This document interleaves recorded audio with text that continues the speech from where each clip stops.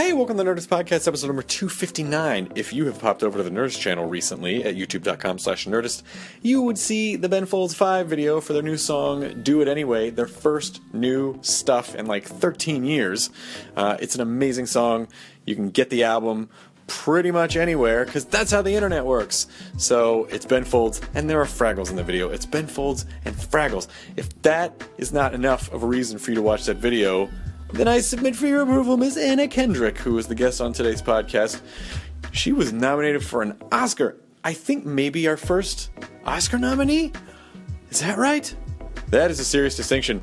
Look at us classing it way up on the Nerdist Podcast.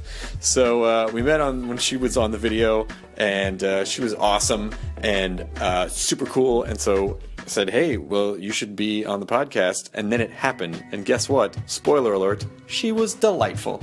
So she's in a movie called The End of Watch, which was written by the guy who wrote Training Day, which you liked. So I'm guessing this is probably a pretty good movie, especially if it has her in it. So go check it out. It opens Friday, September 21st. And right now, the Nerdist Podcast, as proof of the delightfulness, with Anna Kendrick.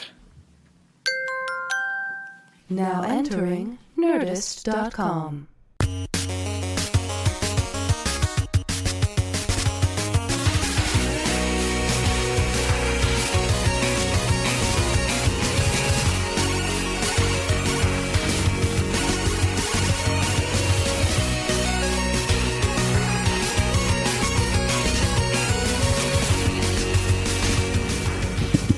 Those American Apparel shirts that they say are unisex.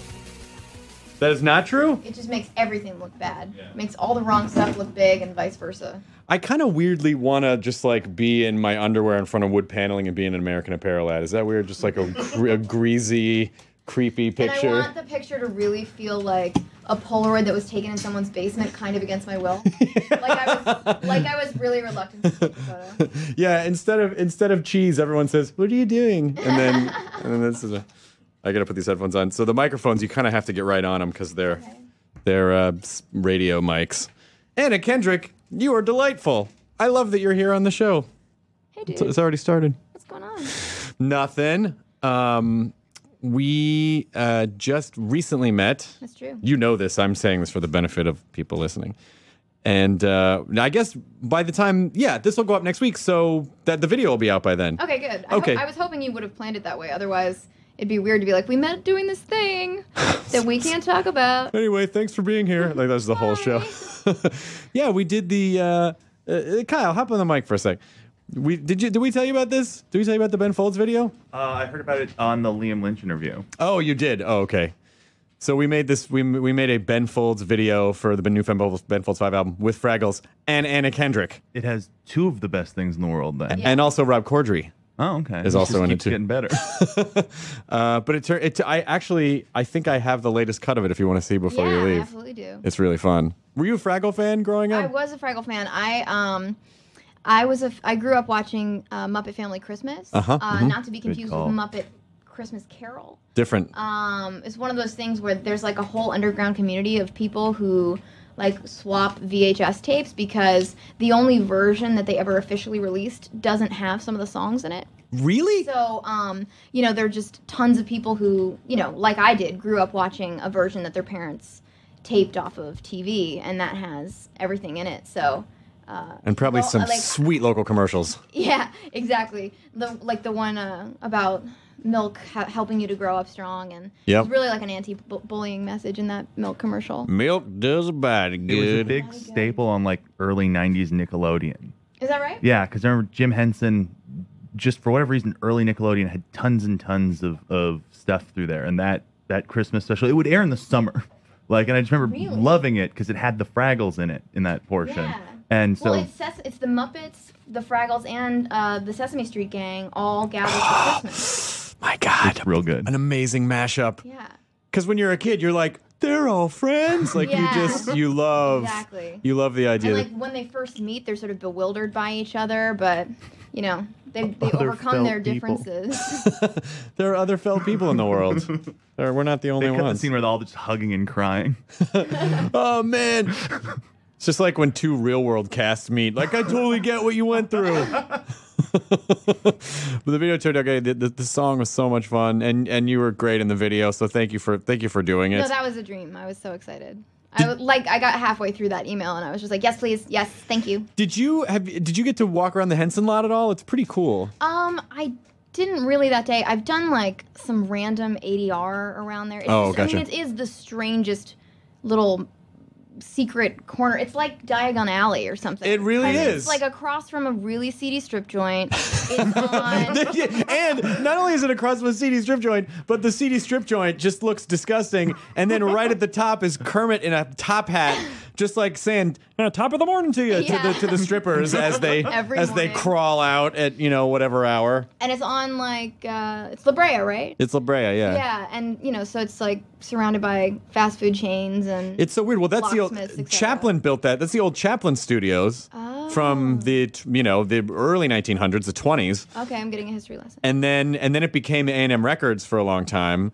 So the recording studios we were in, like Carole King and like all the David Lee Roth, like all these people recorded in those studios. So it's just the place has a ridiculous amount of history to it. And now it was a treat. Anna Kendrick. Did you get the directions? When the first time I went there for a Nerdist thing, the guy in front of me who was getting directions was like, all right, so you're going to walk down the hallway, and when you get to Snuffleupagus, go left. Oh, my God. You're and I kidding. just went, No, I didn't get that. See, they have there's like Skeksis around the lot and like dinosaurs from the show Dinosaurs. Oh, my God. Amazing. That's pretty amazing. You, if I am psychic or have the internet, you grew up in Portland, Maine. That's amazing. Right? That's exactly right. It's the internet makes everyone a wizard. Like I could learn anything in a moment's notice. Have you tried the internet? It's pretty cool. I'm looking into it. Yeah, it's all right. Yeah. I think it's cool. Whatever. I don't care. Oh, whatever. Whatever. So, yeah, so that's true. Those are facts. What is in Portland, Maine? I've never been to Portland, Maine.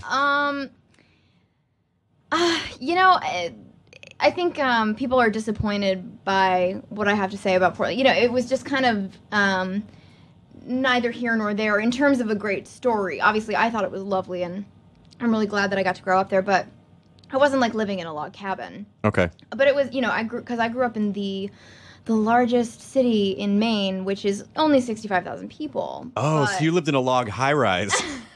hell yeah. No, I mean, it just felt really kind of suburban, kind of traditional, I guess.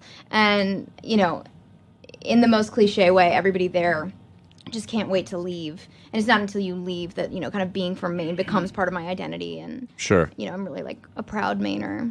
Do you think you'll ever, could you ever live there again? Maybe some point? Well, weirdly, when I was growing up there were still two, like art house cinemas. And there was a video store there. Like I remember, going into a video store and just like, picking up Mouchette. And like watching films like that by accident, which was great. And I think that video store still stands, but the two art house cinemas are gone. Aww. So I don't know that I could hack it at this point. And now in Portland, Maine. Because a lot of movies just never make it out there. Oh, that's so crazy. Yeah, it's not like they just get them a little later. Like they just never get there. See, and that's when I think you went, and as of course I'm making a ton of dumb jokes about the internet, but that's when you really have to appreciate the power of being in a kind of a rural area, but then still weirdly having access in front of your couch to all of everything. Completely, yeah. Yeah, I mean, the frustrating thing about the internet right now, I feel like, we're in that point where, like when all the record stores were closing, but iTunes hadn't really expanded its library enough, and I feel like we're at that point with movies where there's nowhere to rent a DVD, there's nowhere to buy a DVD. Right. But Netflix does not have everything, I mean, particularly things like Netflix Instant, which I think most people would like to have that service exclusively. Those licensing deals are a pain in the balls to make, and so that's why they have a bunch of old TV shows, because they're very easy licensing deals to make. And I even tried to rent like Rome Open City on iTunes, and they don't have it. Like I'm surprised by the amount of stuff that iTunes does have sometimes, but their movie selection is really not. Well, I have to snuff yet. I have to make the round. So like my digital mall is like you go go Netflix, iTunes, Zune, Amazon. Like you hit you're all of going them. Zoom. Huh? You're going Zoom. Well, if you have Xbox, like you have the Zune Marketplace, so Oh, you that's true. can just stream. You can get movies, and they actually do have some stuff that the other ones don't have. So I don't have a Zune player or anything. I just mean like my Zune Marketplace on the Xbox. Do you guys ever have that insane moment where you find out that there's like a music or a movie that's not made it to digital at all? Yeah. Like, and you're just like, how did this happen? How did in this world of reissues and everything going, and there's just I get something really that you're disappointed in hunting the a internet when that VHS? happens. I blame the amorphous, faceless internet. Like, how could you let me down like this?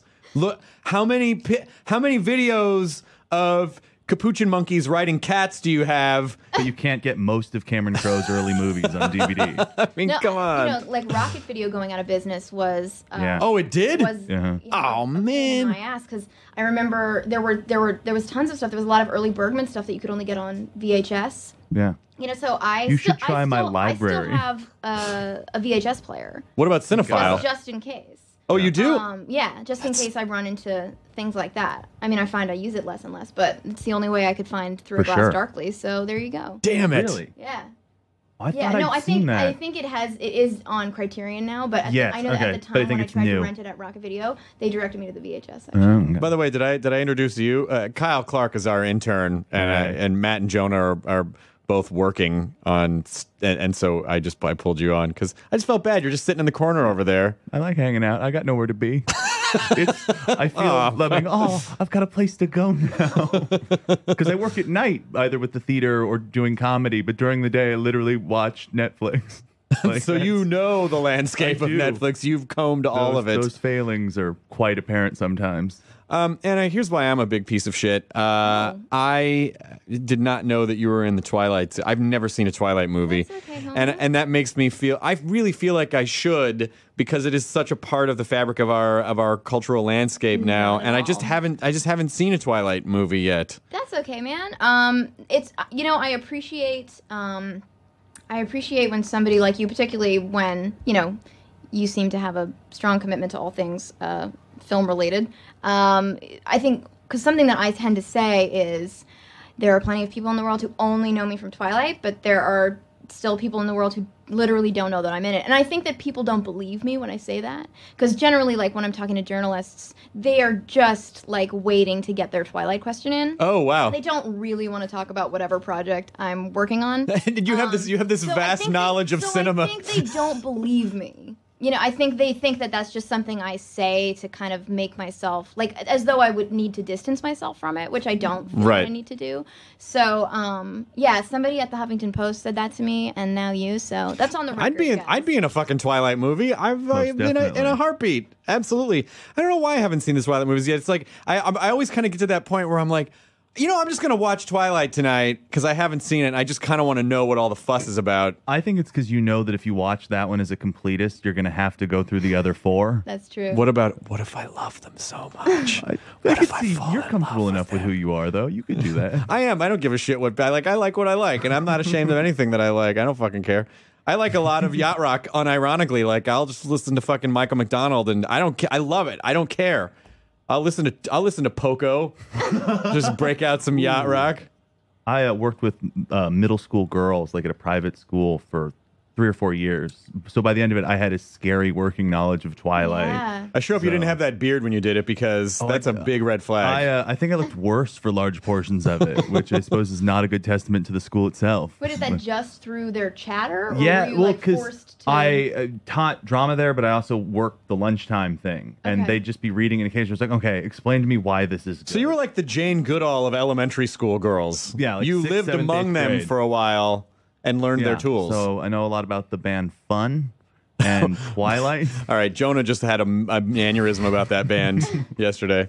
I asked you before, is Cinephile? Do you know if Cinephile's still open? I don't know, actually. And I was just at the New Art to see Sleepwalk with Me, and but I was late, so I literally sprinted past it. So How I great was didn't- Sleep? Did you enjoy Sleepwalk I with Me? loved it. Berbiglia is I've- great. Yeah.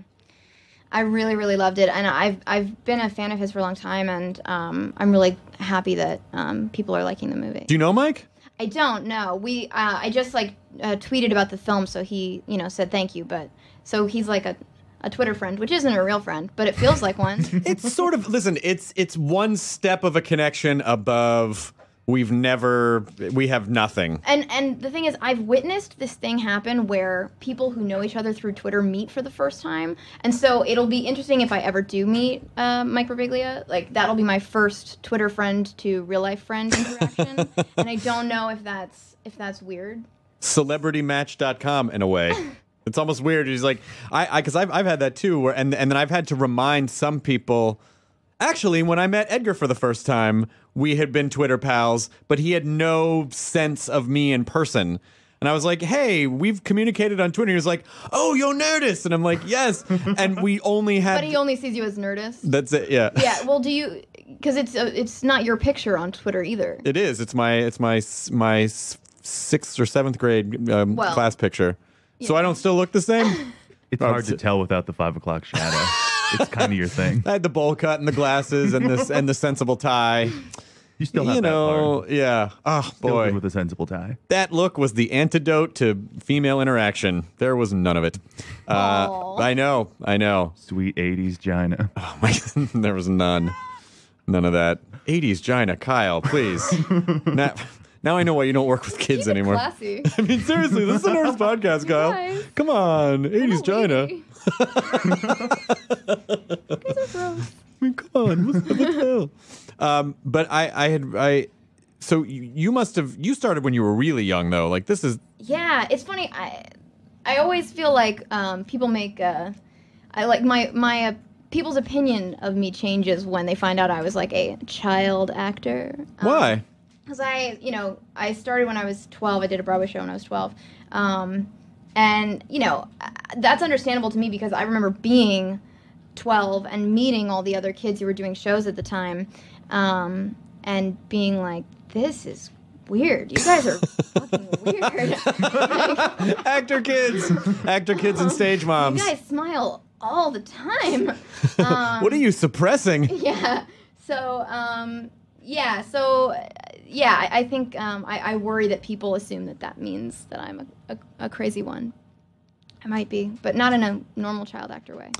Well, you do. If you are, you hide it well, because I haven't sensed any craziness. I don't see the crazy eyes. I'm pretty good at hiding it. You are an Academy Award nominated actress. You push it down. I hate to, I don't know how else to ask this question. What the fuck does that feel like, where all of a sudden they're like, oh yeah, Hannah, you're nominated for a thing. Was there talk before, like this might happen, or was it just way out of like, what the shit? It was talked about, arguably ad nauseum, which was confusing. And I remember, I guess, journalists ask you about it a lot. People are saying you're going to get nominated, and how does that make you feel? Stop saying that. Stop saying that. Like, yeah, it felt like inappropriate. It felt like I was surprised that so many people would say something so inappropriate. I don't know, like, I feel like I'm not explaining that well. Like, I know what you mean. Yeah, it just felt like, why would you say that? Because what if I don't, or what if I do? Am I just supposed to be like, well, I did figure, Exactly. They just want to hear the humility and go, I can't imagine that. And one of the smartest things that anybody ever said to me, I did this interview with this musician called Sad Brad, and I was talking to him about how I was finding it weird, the interview thing very weird, and he kind of said, well, don't they just need footage of you talking? And I was like, you know what, yeah. Like, do they expect me to say anything other than, oh, that's very kind, that's very sweet that anybody would say that. I just hope people see the film. I was just proud to be a part of it. No, that's exactly what they expect me to say, and that's exactly what they expect everybody to say every year when people start making their predictions and they ask that person, but they just need footage of them saying it so that they can say, later, we talked to so-and-so about da-da-da. So you really could, maybe just for fun next time it happens, because it'll probably happen again, you could just, when they ask you that question, just rattle off a grocery list and just be like, and go, yeah, what's it like to be nominated? Loaf of bread, a quart of milk, and a stick of butter. I could try that. Sometimes I try to deflect questions like that, and they don't like it. They get mad. But it was definitely a weird period of time. Because I just kept thinking, like, why would you say that to like a 23-year-old girl? Like, this is probably going to happen. Because what if it didn't? Like, all of a sudden I wake up and I'm disappointed that I'm not an Oscar nominee? No, then they can be like, are you disappointed that you didn't get nominated? I've been totally fine with not being an Oscar nominee for 23 years, so it was weird. It was really weird. No, like I said, it's so they can turn around and go, you didn't get nominated. What are your thoughts? Yeah. I didn't. You're the one that said this. You did this. And then you become Firestarter. And you just fucking light Hollywood on fire with Well, then now I wish that had happened if I could become Firestarter. Wouldn't that be amazing? That would be a great trade-off. You just need a couple parents who were in part of an experimental government drug program, and then a George C. Scott to creepily want you to stare in his eyes as he murders you. As long as you could get past that, you'd be fine. I could easily get past that. See, Drew Barrymore's a child actor. She turned out fine. True. I mean, not for a while, but it all worked out. Yeah. I mean, there were some potholes, but everything worked out okay. Was it, did you instantly feel, I mean, I always wonder, do you get superstitious or do you feel like more pressure because there's a lot of eyes on you, or do you feel like, well, I'll just keep doing what I was doing before? Like, I don't. Well, one thing that was interesting is when I found out that I was nominated for a Golden Globe, I was in a green room waiting to go on a morning show in New York, and I was surrounded by people I didn't know, and, was sort of standing in front of a monitor where they were reading off names, and heard my name. And I mean, a bunch of the other guests that were going to be on the show that day and a band were in this green room. And so I felt like simultaneously I had to react. Oh, wait, hang on one sec. Sorry. Go ahead. I felt like I had to react in this really positive and extroverted way, like I was performing, to be really excited, to show everybody that I was really excited, but also kind of keep it a little bit contained because it was a room full of people I didn't know, and so then, and that was just a really confusing thing, because then I actually had no idea how I felt. I was just focusing on performing for the other people in the room. So then the morning of the Oscar nominations, I wanted to make sure that whatever had happened, if I had or I had, I wanted to be completely by myself. So I woke up early and went for a run and told my roommate to just text me whatever happened. And that was actually really great, because I got to just experience that moment, getting that text by myself in the middle of this quiet neighborhood. The sun hadn't even come up yet, and then I ran all the way home, and I remember the song I was listening to and the feel, it was amazing. And I got to actually find out how that felt by myself, and not be just, even if it was with loved ones, I would still feel like I had to scream or jump or do whatever they expected me to do. Sure. So that was actually really great. I'm glad I did that. Is the Academy Awards, is it fun when that's kind of looming, or do No, mostly you just want to shit ice all the time. I was just sweating, oh. It was so and I realized, the fun thing about that entire experience was the being asked to go and being nominated, and it's the getting invited to the party that's the fun part. Yeah. And going to the party is mostly just terrifying.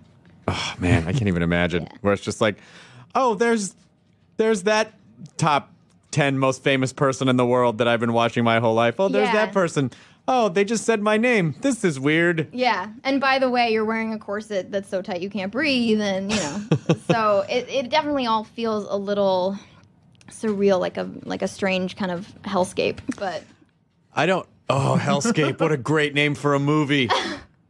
Let's make Hellscape. I don't even know what it is. Let's make Hellscape. And obviously I feel like a dick for being it was hard, guys. No. But I think, I'm just trying to be, every now and then I do attempt to be honest. Mostly I just say it was great, but no, but you're a human being, and anyone in that situation, it's not a supernatural experience. It's a real odd human experience that most people will never have. Almost everyone will never have. Your brain is not prepared to deal with that kind of information. No, and also just, it's just the way that it's, your whole life, it's just sort of built up as this thing, and all of a sudden you're just there. I mean, of course it's going to be off-putting. Personally, I just went to the Emmys one year. I had nothing to do with it. It's just my friend of mine was working on the Emmys, and so I went. and I was terrified I was going to throw up in the audience. Just being there. Like, what if I just You throw totally up? should have. Right? That would have been awesome. Sometimes I get weird vomit anxiety where I'm like, I don't feel sick at all, but I'm like, But what boy, if I I did? threw up right now, God, that would be so. I mean, what if I just threw up on Betty White? Like, that'd be so weird. Please do that. She'd probably be cool with Let's it. film it. We put it on the channel. Oh, I know. Throwing up on Betty Most White viewed coming this video winter. ever. Yeah, I mean that whole experience is so surreal, and it's so artificial and bizarre. Yeah. Well, and the weird thing about it was, again, like as I said, it's the proverbial being invited to the party that's the amazing part, and then when you're there, there's this additional element of everybody kind of being in your face, being like, aren't you having the best time? Aren't you having the best time you've ever had in your life? And you're secretly thinking, no, this is really strange, and I'm not having fun, and does that make me an asshole that, that I'm not enjoying this as much as I'm supposed to? So it's this weird mental game you start playing with yourself where you like dig yourself into a hole over the fact that you're basically being told that this is the best that it gets, and you're like, but this is bad. This is This not is good. awkward. Like this is the best because this is not fun. And then immediately after the Oscars, I went and started filming 50/50, and I was like, oh no, this is the best that it ever gets. Like doing rehearsals with Joe and Seth and Jonathan Levine, our director, like that's what it's all for. And I know, like, if I were listening to this interview, I'd be like, fuck you, like, that's so, but that, that's the truth. Is like all the stuff that's supposed to be the fun stuff isn't. Yeah. And like it's getting to actually do it. But I think that makes sense because you don't get into it to win awards. You get into doing stuff because you like doing see the now thing. that's what I mean. It makes me sound like a jerk. No, I'm no. not here for awards, guys. But And the Oscar for biggest complainer goes to. Thanks, everyone. It was yeah, a real false pain in the ass to humility. come. No, but honestly, I mean, I so understand what you mean because in the last couple of years, I've gotten to do some things that were, would have been on a bucket list, just like lifelong dreams, or even like, and so I guess when you're having the experience, it really is that moment of like, is this it? Am I having it now? Am I having it? I really want to Is this appreciate this. happiness? I have to Yeah. appreciate this. And a lot of times I find that it's not until afterwards and kind of when in retrospect where you kind of go, you sort of have to sift through and sort out the feelings like, like a piggy bank and just make sure and then go, okay, yeah, that actually was a really interesting, fun Yeah. experience. But or even our little video. Yeah. Like that was amazing. Working and, like, with Fraggles. And frankly, singing that song with the Fraggles was incredible. But even like running in the hall and like slamming into you. And no, I know this sounds so stupid, but like that feeling of like, no, let's do it again. Like watching playback and being like, no, we can do it better than that. Yeah. Like that's a great feeling. that's fun. And Absolutely. feeling like we don't have enough time. No, come on, please let us do it just Yeah. one more time. We can do it better. Like that's a feeling like that's when your endorphins are really like. It was going. really for me. The moment was we were shooting.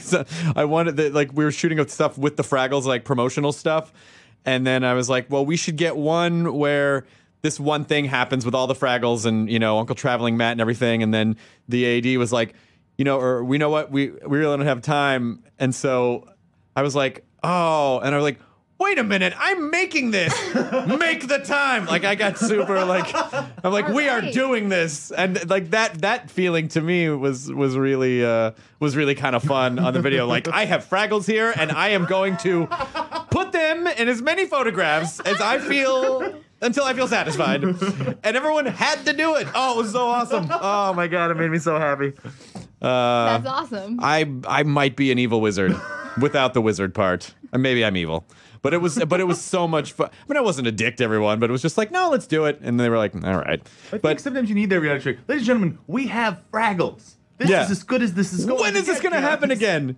When is this going to? Your Fraggleless existence. I pity you. I pity you. I think one of the only times I can remember being like, no, please give me another take was this movie, Get a Job That Hasn't Come Out Yet, where I was not satisfied with the bong rip that I was doing. I was like, no, this is like, because she kind of sucks through a lot of the movie, and then she gets awesome for a little while, and I was like, I felt like, I was doing it within a pretty long scene, and I just wanted to make sure that there was at least one take where I actually, because it was a huge bong, so you know, I'm a little person. It was kind of not working. I was like, So let's it's set funny. this up. You have to drain the whole thing because that's funny. Yeah, exactly. So that was my diva moment. I was like, I am clearing this. It is happening. Don't they have like a stunt bong or something Well, that they can help you with? it was fake. I mean, well, obviously, but it was some kind of, I don't know, it was some herb that's supposed to be good for your lungs. I'm sure it is good for your lungs, but that didn't automatically mean, as it turns out, that it's good for your throat. Oh, yeah. So I spent like the next 3 days with this super sexy gravelly voice, and I was like singing along to like all the like Laura Marling songs that I can sing to. So that was exciting. Oh, yeah, it's Kim Carnes, like all those old gravelly. She's got I Betty have, Davis like, really eyes. not a great lower register, so I like took extra car trips that week just to sing in my car. Yeah, so I know some people that like to record stuff when they get a cold. Yeah. Because they're like, oh my God, I'm not going to get this again. And then they record. Well, and I so- think when you have a cold, you sound the way that you sound in your head to Yeah. yourself, just a little bit lower. I think that's true. Do you guys want to get colds? And then come back and finish the podcast? Anna Kendrick is here. Hey guys. What's We're just gonna happening? walk in fridge pouring water on ourselves until we're sick. There's no reason we were I going think to a do really that. good plan. So my next question is: Did you bring me the Ant-Man footage that I asked you for, or is that not going to Oh, man. happen, Yeah, or what the fuck? This isn't Sorry. airing. I mean, seriously. I mean, God come damn on. it. I mean, it's so easy. It'd be so easy for you. He'd give it to you. I mean, seriously. I don't know what you're talking about. WT fuck, Anna Kendrick. I'm really sorry. I harassed her about that on the Fraggle video. Hey, it's really nice to meet you, Vandy Burke. What about the Ant-Man footage? Like, hey, take it easy. Come on, I'm making a video here. No, I apologize for harassing you. Okay. But you're a huge movie. You quoted. I mean, you've cited Rocket Video and Cinephile and all of the movies you used to watch. Is film kind of your passion? Yeah. I mean, when I was like 12, my dad insisted that I get like a basic education of the classics. Yep. So when I would want to rent like, you know, Spice World or something, he'd be like, okay, but if we get Spice World, we're also getting Casablanca or That African rules. Queen or His Girl Friday. And so, you know, I got like a little bit of the basics when I was a kid. And then it wasn't until I made my second film, really, that I kind of fell in love with filmmaking. Because the first one, I just had no idea what was going Sure. on. That I really started to fall in love with filmmaking and started to try and educate myself more. And there was definitely a period where I was watching like 3 and 4 films a day. I'd signed up for Blockbuster's version of Netflix when that was still a thing. So I had like 6 movies in my house at a time, and 3 to 4 movies a day is not a good way to watch movies, actually. Particularly because I thought the best thing to do would be to watch like all my Truffauts in one sitting, and it's just that, you know, I think you should do the opposite of that. Well, The with idea some of the those you double have to bill is kind of process. You really have to counterintuitive me. process. Yeah, exactly. And like I find it easier to watch. You know, like I watched I Spit on Your Grave and The Triplets of Belleville back to back, and that's actually great because you're never going to confuse those elements. Nope. Whereas like masculine and feminine and femme and femme, like those bleed into one movie for me because I watched them too close together, and yeah, I didn't give myself time. I just thought like I'm just going to consume as much as I can. So now I try not to do that, and I try to see stuff in theaters as much as I can. And I like seeing movies by myself, which helps. Oh, I don't mind seeing movies by myself either. Although I feel like I just don't spend enough time going to see movies. Because I've kind of gotten to this place where I'm like, I gotta park, and then I gotta go in, and then I'm gonna sit Yeah. down, and people are loud, and there's cell phones in the theaters. Like, Well, and truly, like I'm becoming a real curmudgeon about the like half-hour previews and commercials. commercials, before. right? It's just becoming unmanageable. So that's a big deterrent for me. I try not to let that be a problem, but I would pay like a couple of dollars more yeah, for no ads, no anything. that's a good idea actually. I think, well, Because I don't want to pay more for 3D, but I'd pay more for, For the no- movie to just start on time. isn't that so fucked up? You don't get a choice with the commercials, and then they just wear you down to the point where you're like, I will pay you if you please stop airing commercials. Yeah. But they should just air the commercials in the pre-preview when they're doing all the I trivia agree. games and That shit. was fair enough. When commercials started before the actual start time of the film, Right. fine. And when the start time of the film actually just means that the film previews have started, again, fine. But when it's commercials after the start time, absolutely not. Come on now. I know. At the next hot meeting, I'll bring it up. I'm looking at you, Universal City Walk. What did we do wrong, Anna Kendrick? That's how Universal City Walk talks. We got that really cool Yeah, King Kong hanging off the building. City Walk's one of those places where every once in a while you're like, there's a lot of activity. It's probably fun. And then you go there and then 5 minutes later you're like, I have to get the fuck out of here. I'm going to murder myself. It's all these crazy teens. Yeah. I don't really. I think there's a limit where at a certain age it's really awesome, and then the drop off is pretty intensive. Steep. It's really steep. Although they still have that comic book store there that's probably in my top 5 comic book stores in LA. Oh, that's it's cool. Weirdly consistent. But not better than Meltdown, right? No, nothing okay, good. on the planet is better than Meltdown. Better than the store you work at.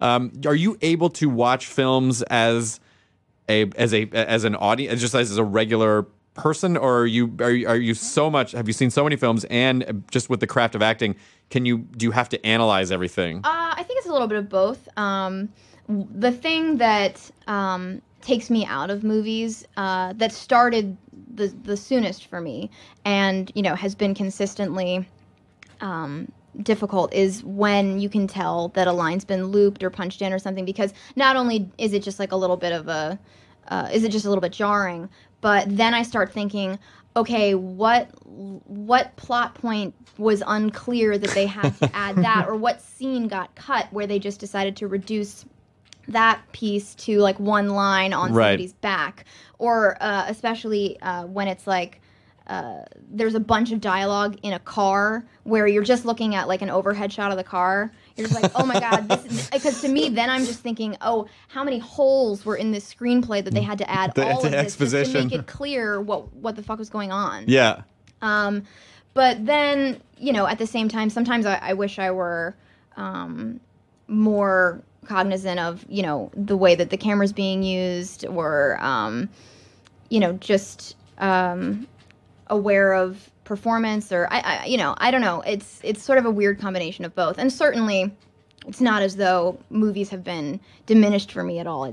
Quite the opposite. Oh, that's good. What's like your perfect movie? Like, do you have one or two that you just go back to and they just fill you with happiness?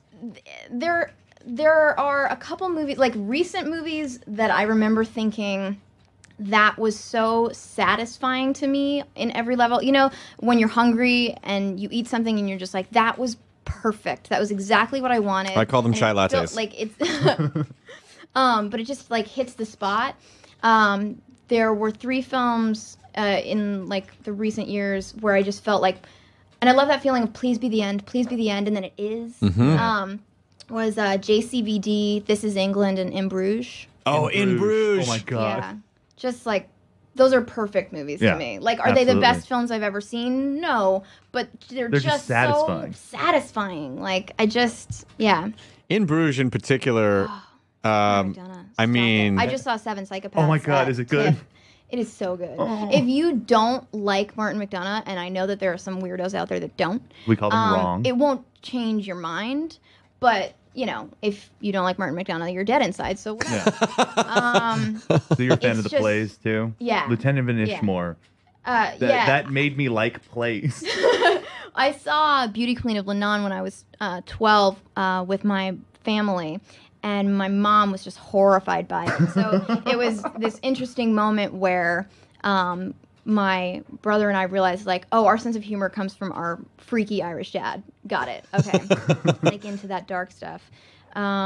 So yeah, I've got a real affection for... Have you heard that he and Tom Waits are on again, off again, working on a musical? No. That's I keep hearing pieces of it that they sort of send back and forth about it. Speaking of voice Nothing gravel. I want to exist more than the two of them working on Dear everything they can do. Lord. Like, That's amazing. And Tom Waits is amazing in it, in Seven Psychopaths. he's great in most movies he's Yeah. in. Like, I think it's because he only works with really good people. Yeah. But yeah, he's amazing. Well, he's not a guy. I mean, it's obviously directors go, I just want to put Tom Waits in something. It's not like, I can't picture Tom Waits in an audition waiting yeah. room being like, okay, how am I going to all right, I'm gonna go in. Okay, all right. But he has enough range. You look at Dracula versus like his stuff with Jim Jarmusch. He has a little bit of range. It's all Gravelly Guy, but variations on Gravelly Guy. Sure. Which I think is fine. I mean, I don't think. I mean, you know, there are some people who are just really good at. Yeah. I mean, you know, there are definitely the actors who like. Some people get so much credit for playing these crazy characters and transforming, and then I always go. I think it's harder to play a regular guy because and what do you think- hook into with and that? I think there's absolutely value to people being really great at a certain kind of thing, and you know, I feel like more and more people don't like that, or they know they're not supposed to like it. You know, nobody's got a problem with Woody Allen being Woody Allen, Sure. and you know, a lot of people have a problem with like Michael Cera, and I just don't understand that because he's so good and it's so fun to watch him. I just don't understand this kind of It's that hatred same kind of thing for like Peter Lorre. Yeah, You know, who's a guy who played such a specific character and everything, but he's great in that role. Yeah. I mean, I don't. You know, I've been guilty of some of the Michael Cera thing. fair enough. Just a little bit. You did get quiet all of a sudden. I noticed neither of you went, yeah, what's the problem? God damn it! You know why? Because I'm such a positive, upbeat, supportive guy, and I just didn't want. It's like I don't. You know what? I'll tell you what it was. I'll tell you what it was for me. I met him once because he was dating a girl I knew, and it wasn't that he was rude. It just was he couldn't be bothered. And then he was supposed to perform at a. I don't judge people by their performances. I judge like interactions. He was supposed to perform at a festival that my ex-girlfriend was producing, and a week before the festival, his agent called her and canceled, even though they had sold tickets based on his name to the thing. And she's very non-confrontational, but she was like, I mean, I don't know what to say. We can't cancel the show at this point. And he just kind of just didn't feel like doing it. He was tired or something because he had come back from a press junket. And his agent went fucking ballistic and had other clients in the festival and threatened to pull him out and like went so... She was such a piece of shit.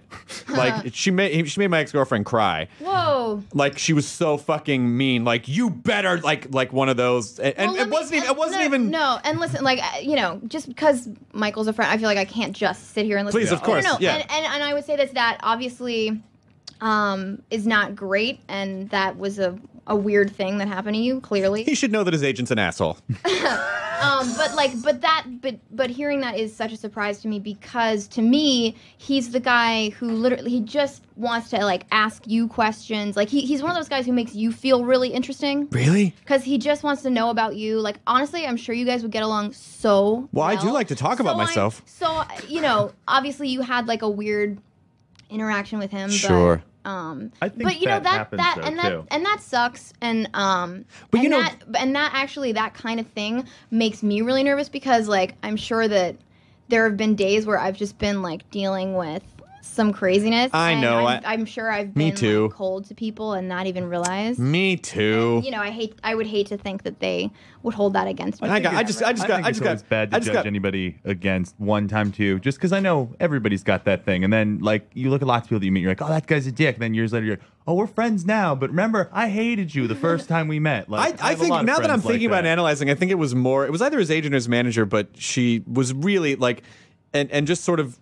I had met her once before, and she was a genuinely awful person. I don't say that about a lot of people, true. but there are some people in this business that it's like that behavior is weirdly like no one ever calls them on it. They're like, "How are you? How can you be so mean to other human beings?" You know, like it's like this. It's like swimming with sharks.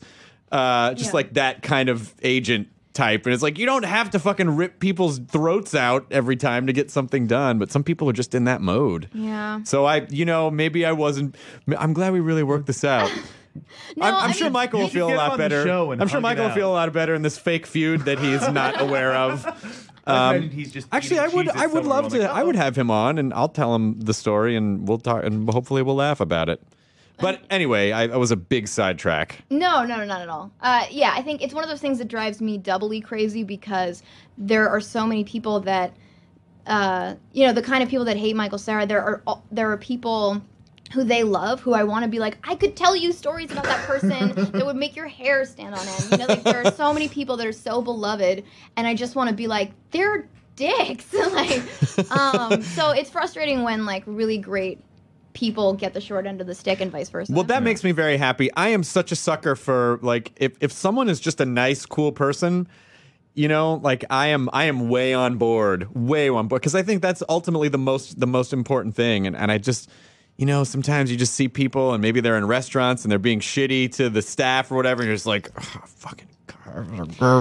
Yeah. I mean, that stuff, like, I mean, obviously I worry about that. I worry about like having like a weird interaction with somebody and then like hating me forever.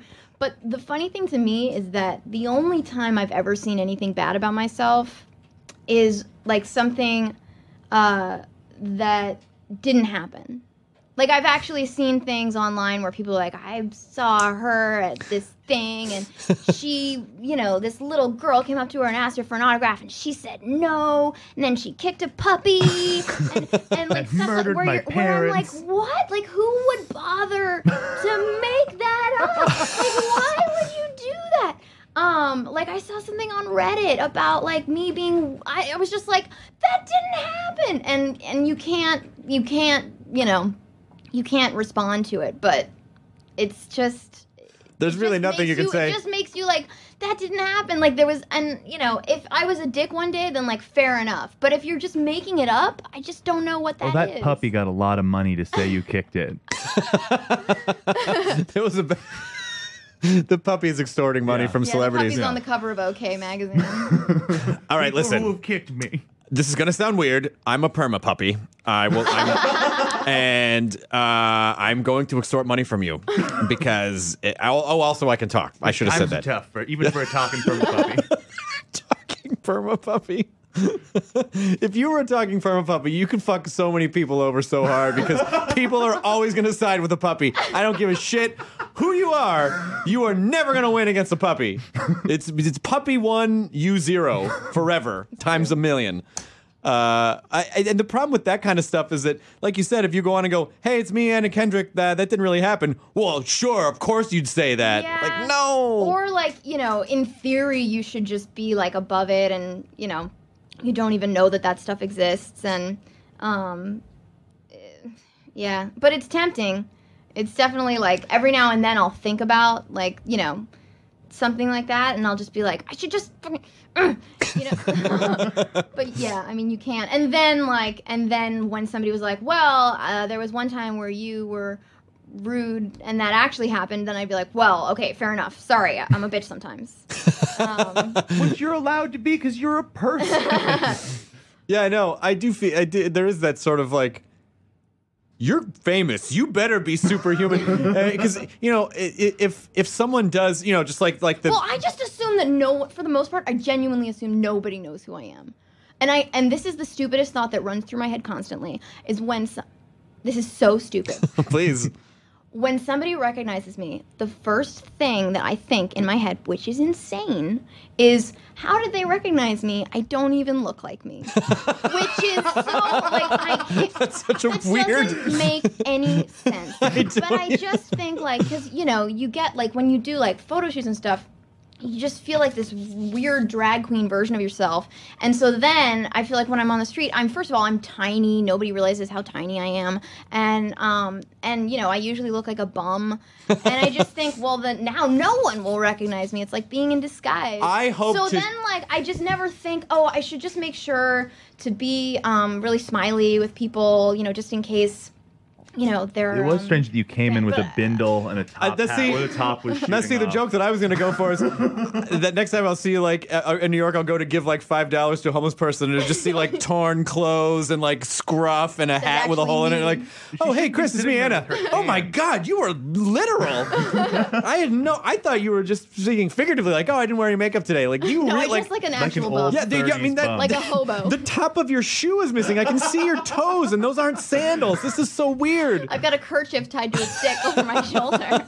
They call that a bindle. Oh, that's a bindle. I had to find out what it was called and looked it up. You just used that word, and your belt is a tie. You know now. I do. And your life and just got a little better. And the stick is a bindle staff. So you have the bindle and the bindle Oh, I staff. see. Yep. So the next I like time you want to go that you guys are hoboing. so well versed in homeless vocabulary. We old-timey spend a homeless lot of time vocabulary. pretending to be homeless around here. The true story is my father's father and my great grandfather used to hop on trains and go hoboing across. My dad's That's side of the awesome. family are like the reddest of necks, and they use like Alabama, Ozark Mountains. The only other person I know who's done it, the singer from the band of Veil, does that, and I thought he was an insane person. So you've now validated that that's a thing. It's You're an actual blowing thing. my mind. I mean, you have to understand. This was, my great grandfather, my grandfather. So this was the, the early 20th century, when when there was most of America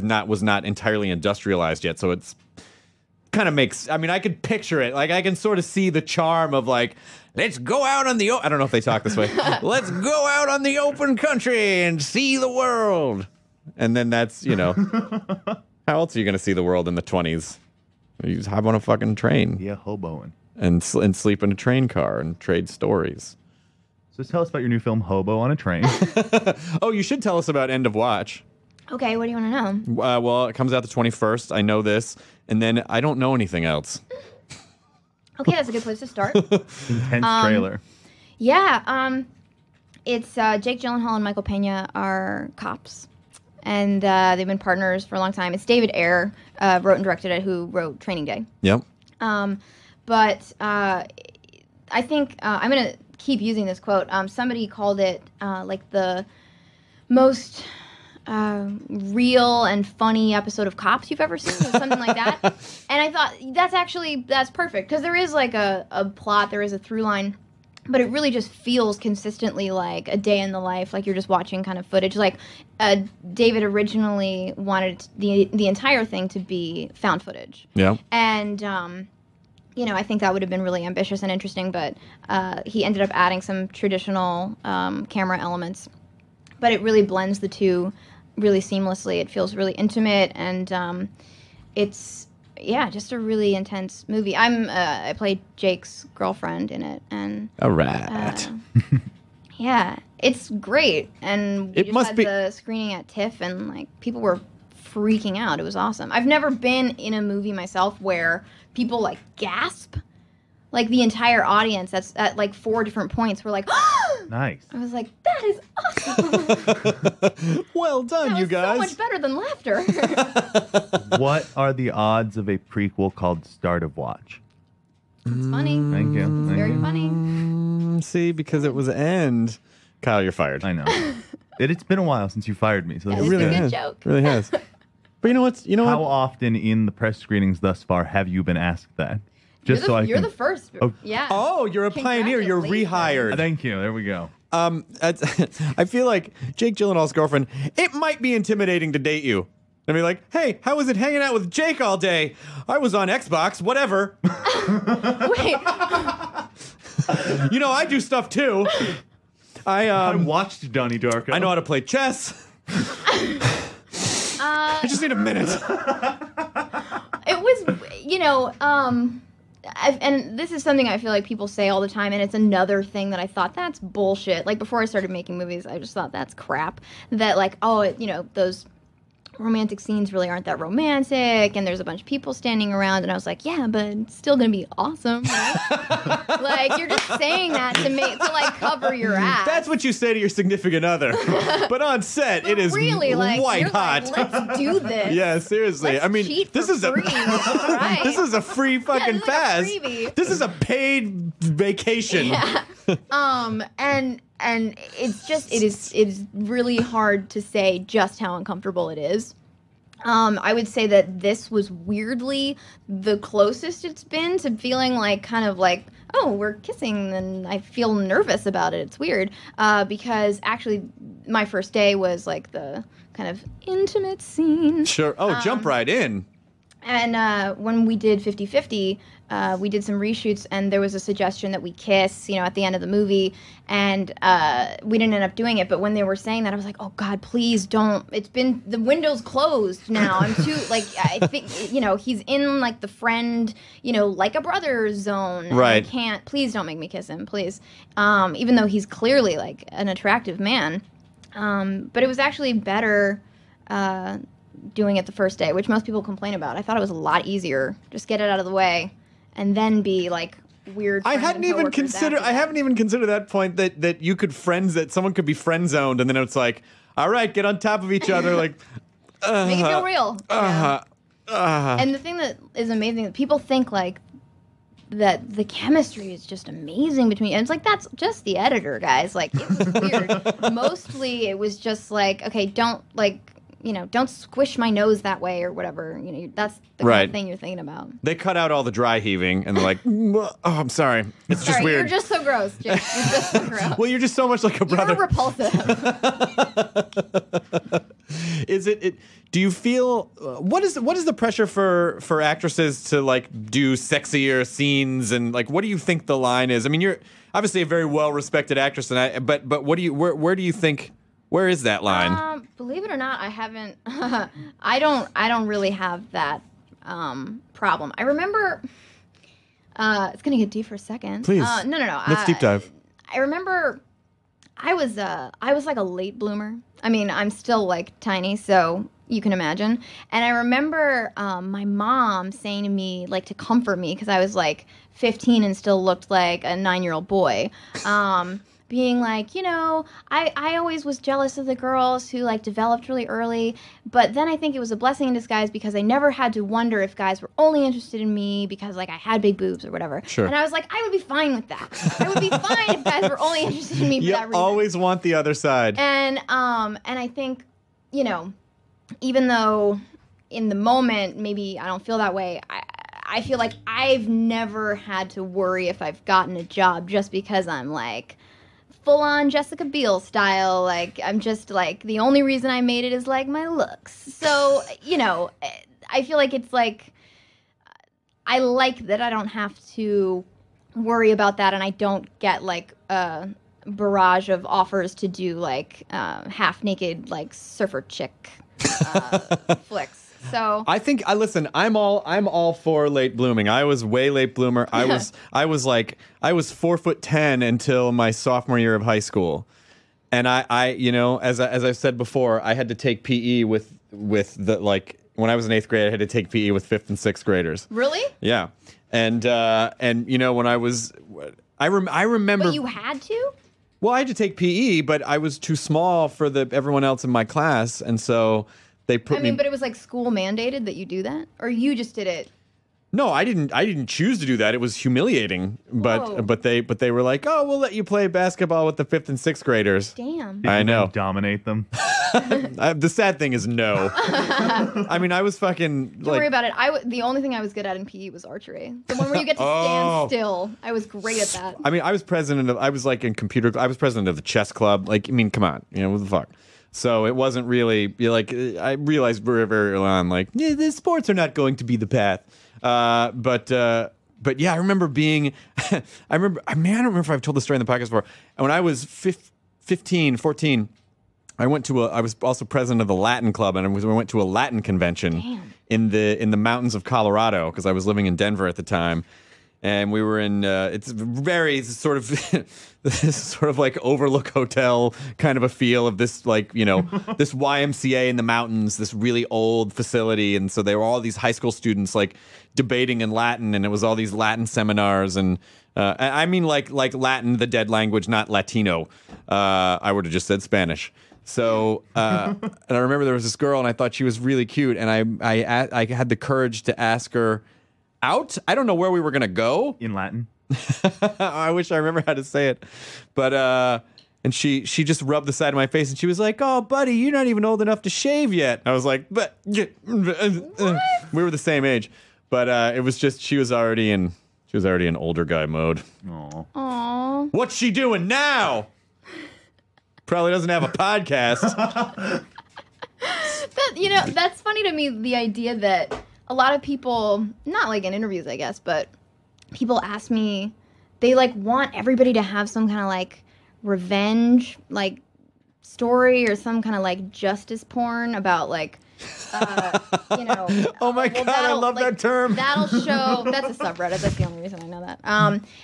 Well, I love that you love Reddit. That'll show them. You know, like tell me about a bully you had in high school and like how you're like, well, now I'm an actress, so fuck you. But really, like. All it felt like to me was like, oh, so I got called short in high school, and now like I just get called short publicly. Oh, okay, great. That's so so much better. That's great. Like everything that you hated about yourself in high school is now just public domain for people. Are you going to go to your reunion when it happens? I probably not. I just don't know what I would. I'm just not close to any. You know. Yeah. And again, I think a lot of people would want me to go and be like, "What's up now?" Yeah. But like, that wouldn't satisfy me at all. You know. You should totally show up and just do the cheesiest version of what people would expect you to be like show up at night with sunglasses and a red sequin gown Yes. and have a chauffeur like put a red carpet wherever you want to walk and have a Be like, don't long make eye contact with me, please. have a long cigarette with the gloves. I and think you should just awkwardly Yeah, try just to. mix like current trashy hip hop girl with like old school Titanic. Exactly. that is the classiest ideal I think our culture has now is trashy hip hop girl and old school Titanic. I think you keep explaining to them that it's a different Anna Kendrick, and just keep trying to give the longest Like version I didn't of how go it's not here. you. I'm just with a friend just who went to this try to high play it school. off I'm a until different Anna Kendrick. your long explanation alienates Interesting. everyone. Okay.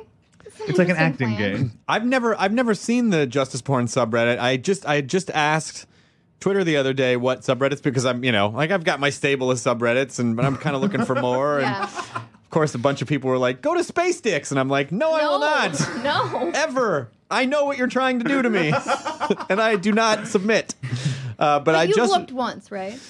no, and I haven't because I'm almost a little disappointed. no. I'll tell you why because my girlfriend has explained she explained one we were on the phone once and she was like, "Oh God," and I'm like, "What?" She was like, Space Dicks got me again. I didn't see the Space Dicks thing at the end, and I just clicked. And she's like, "I don't know why I subscribed to this." And she explained it to me, and I was like, "Yeah, I don't need to." It's very hard for me to erase images from my Yeah. brain, and so I am not someone who's like, "Oh, I wonder what it looks like when someone gets gutted by a combine or whatever." Yeah. I don't need to No, see any every of that now stuff. and then I'll click on a WTF link and be like, "Now, come on." Yeah, no, I don't need to see no. a fucking toe And after it's like had a physical reaction, like deep somewhere inside me, and it just is a day ruiner. Is what Nope, it is. I don't need it. Yeah. I don't need that. I've been after so much kind of talk about it on Reddit. I decided to just kind of click once and look through my fingers, And I'm not exactly sure what I saw, but it felt like watching Event Horizon through your Sure. fingers. So yeah, I know enough now to know that it's not a fun place, but it's like you have to look. Have you done an AMA? No, Oh my God, you'd be great. but I feel like it would be the worst. Like it would be like AMAA. Like, there's so many things you can ask me about. Because, I try to be as diplomatic as possible. And Sure. that can be pretty boring. I was actually nervous to come on the show because people get so honest. And it's such a kind of open conversational feeling. I was like, just be careful, Anna. We had that Michael Cera meltdown. Do you have any other friends I can shit on? I'm just curious. Would that make it? Now I want to be friends with the guy. Because it's so funny. You know what I find is that and this doesn't apply to this situation with him, but I talked about this in my book. This is just self-serving. But anyway, I used to have a fear of heights and a fear. I was claustrophobic, and then I got over all of it. But right after I kind of started getting over all that dumb shit, I was up on the 50th floor of a hotel, and I got into my room, and my first reaction was like, "Oh, I'm supposed to be afraid of this," and I actually had to stop myself and go, "Oh, wait a minute. Am I still actually afraid of this, or do I actually not feel this way anymore?" And then I realized, oh, I don't feel this way anymore. And then it went away. And I feel like the same thing happens with this situation with Michael, where when I said it out loud, I was like, I don't think I care. I'm like, I don't really Yeah. feel that way anymore. But just, you get these, you run these emotional scripts in your brain For sure. that just kind of so you can just set it and forget it. Yeah. And then when you go back and investigate, you're like, oh yeah, that's not really how I feel anymore. I find more and more I realize how uncomfortable it is when your identity changes, when something about your identity changes. I remember when I grew up, I was raised religious. and then on my own, like, became very religious. I'm not exactly Irish sure Catholic? why. No, Protestant, kind of boring, middle of the road, Christian light, Sure. as you will. Yep. And then when I was like 14, 15, like starting to question that was a really uncomfortable time, because I was like, but I'm the girl that's into this, and now who will I be? Sure. And I think even little things like, you know, like an old feud or just, you know, some, you know, taste that you have. Yeah.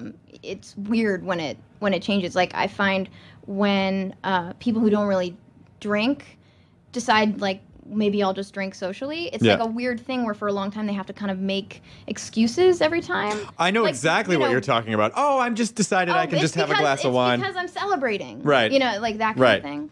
Yeah, that's really interesting, and I think one thing that is really, just as humans, it's important to do is every once in a while just think about some of the things that you think you like or don't like, and check in and see if you actually still feel that way, because it just, what it kind of does is sort of clear out your brain's disk cache, if that makes any sense, where you just sort of like, oh yeah, actually I don't feel that way anymore, I can redistribute that, and then it just kind of frees up. It frees up RAM. I don't know how else to say it, but it just it does really work. And I'm oftentimes I've been surprised at things that I thought I believed that I was like, oh, I don't really think that anymore. When I did, I have a small role in The Company You Keep, this Robert Redford film, and I was playing an FBI agent trying to catch these fictional members of the Weather Underground. And I didn't have a lot of time to do research. It was kind of a last-minute thing that you just go, yes, let's please make that work. Let me please work with Robert Sure. Redford. So I remember being on a plane and watching the Weather Underground documentary, and I would just, when something would hit a chord with me, I would pause the movie and write down a counter argument from the point of view of a conservative, which was like fun and uncomfortable, you know, because it's not necessarily how I felt, but it was a really interesting. I think that's more than most part people of my do. brain to access for the movie and just for me personally. You know, I wish I could do that. I wish I could, like, the next time I'm having an argument with somebody, I wish I could just hit pause and just try and think about, you know, where they're actually coming from instead of just how I feel. Sure. Except that when I'm having an argument with someone, I'm just being annoying and thinking of, you know, the best way to break down their argument. Well, yeah, but that's you know, unfortunately, that's just sort of a basic premise of humanity that, you know, people will argue not in favor of the truth, but to support their own ideas. Yeah. And no matter what evidence is in front of them, like, once they're sort of in that mode and their adrenaline's high and they sort of recede into the lower parts of their brain, you just can't. That's just where you are. But I find somebody described it once as conversational chess.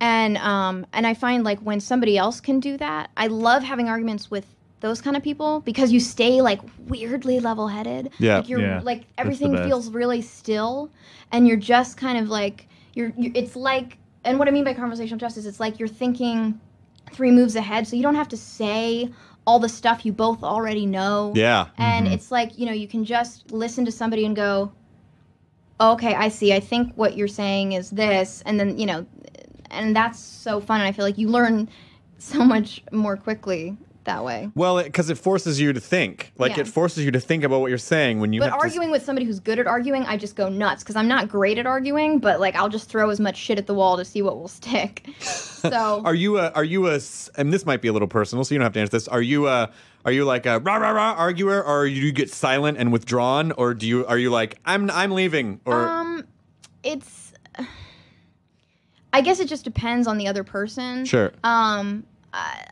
I think, you know, the people that I argue, like, rah rah rah with tend to be people who don't stay in my life that long. Sure. Because, you know, I think that says something about the way that we interact. So the people that are in my life but that I do argue with, it does seem to be, like, a much quieter argument. And but yeah, I mean, like, I dated very, you know, briefly, I dated a stand-up who just, like, knew how to push my buttons. And, like, we are a very things complicated got bunch. so ugly, and, like, and he was good at arguing in that way that I'm not. So, like, I I would just kind of like laugh at the absurdity of the argument we were having sometimes, and it would just be like, oh, this is funny to you? It's like, that's not fair. You can't do that. That's not of course this isn't funny to me. And it's not. You're just saying that to make you seem like the victim. That is definitely a downside to dating a comedian, is that we deal with hecklers, we overanalyze, we break everything down, and we try to see every possible angle on a thing, and so we can get into that mode where we hammer away until the other person is just like, I fucking quit. I'm a shell of a human being now. Exactly. Yeah. Just because that's sort of... Honey, if you're listening to this, I'm sorry. I'm sorry for all of it. I think some people listening may know what I'm talking about. But yeah, that's comics are we're kind of a pain in the ass to date. We really... Genuinely so. We really are. So I apologize on behalf of all comedians. No. That's okay. Honestly, I think it was more specific to him than the profession. Yeah. I'd like to think. Was it Carrot Top? Damn it. Oh, I'm sorry. I'm sorry. Personal. You just wanted to create a race of gingers. I understand. I totally understand. No. Well, what if that was it? And she was like, I can't. Of course not. Why are you crying? This interview's over. There's something in both of my eyes. Well, we're about at the end of the hour, but you're so delightful. I honestly, please come back on the podcast anytime. I would love to. You don't even have to promote anything. Just fucking come on and talk about But movies or bring something. The Ant-Man footage. So stop it. We already hammered her about that. Just saying, it might help, Bob. Stop it. You want to see it too. Shut the fuck up. I have to play bad cop right now. Do you understand how it works? Am I saying this out loud? So we don't have a telepathic link. So his nose starts to bleed, and he just starts speaking his monologue. He'll be back in 5. Like, let's get you a water. He'll be back. Oh, one last question I want to ask you. This is what I'm wanting to ask you the whole time, and I kept thinking about other things. Do you think you seem to have a creator's mind? Are you going to write and produce and direct and create stuff? I mean, honestly, when you're on a film set, I think you have to be a special kind of crazy to be a director. I think it sounds like an awful job. Yeah, no, and when you're on a film set, you see like what they go through. Sure. And I just, and it's not like acting, it's you devote 2 years of your life to one thing. And if that one thing is a disaster, and and even sometimes you can see it and it's too late and you don't know how to kind of right the ship, I just can't imagine what that feels like. So, I guess it seems too terrifying to me to tackle, but maybe I'll become one of those people who like faces their fears, but I don't feel like that person right now. You still got a lot of acting to do. There's still a lot of stuff out there. Yeah. I don't know. I just said that like a grandfather. You got a lot of acting to do. Do you and your friends get together for acting? Like when you worked on the Redford thing, you just sort of watch them and go like, all right, so how did you transfer from this to this? Yeah, and sort of see like, and and the interesting thing is, it was a famous director too, and of course I can't think who it was, but there was a director who said, I don't know why more actors aren't directors, because they actually get the benefit of working with so many different directors. Directors just work with themselves. Oh, that's interesting. Maybe they do a set visit every now and then, but I've seen a lot of different directors work, and yeah, you'd think that from that I would be like, oh, okay, I get it. But, I know that there are certain directors who want to play stuff really close to the vest, and so you don't really know what the grand plan is sometimes. And then there are directors who kind of tell you every detail of their plan, like it's a Bond movie or something. And they're a villain? Because they're kind of like congratulating themselves on all the clever things they've done. Oh, which so is also a really interesting They just want you to be like, that's brilliant. Like, oh, I never even, and that's why visually you've done this. Well done, you. And that is why I am a puppet master. So, I don't know. I feel like it would be a really interesting exercise to direct actors, but then at the same time, I would feel really uncomfortable doing it. I don't know. I think I'd just have to wake up one morning with some idea that was so interesting to me that I thought, I will ruin my life for 2 years to maybe have nothing to show for it, just to explore this idea, You're going to direct a movie with Jake and Maggie Gyllenhaal, and you're gonna make them make out because as a What the fuck? oh, I'm the only one. I'm the only one.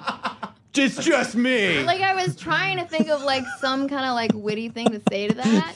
And no, I just turned into space dicks. What the fuck? I just turned into space dicks. Like, I was like, oh, and then my banter is to say this. No. What's wrong with you? That is fair. That is fair. I don't know what's wrong. I don't know what's wrong. But I do, maybe I'll cut that out.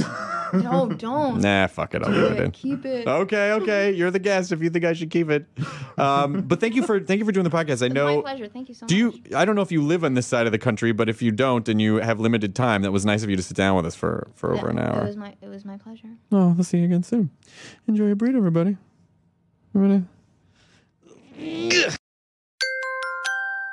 Now leaving Nerdist.com. Enjoy your burrito.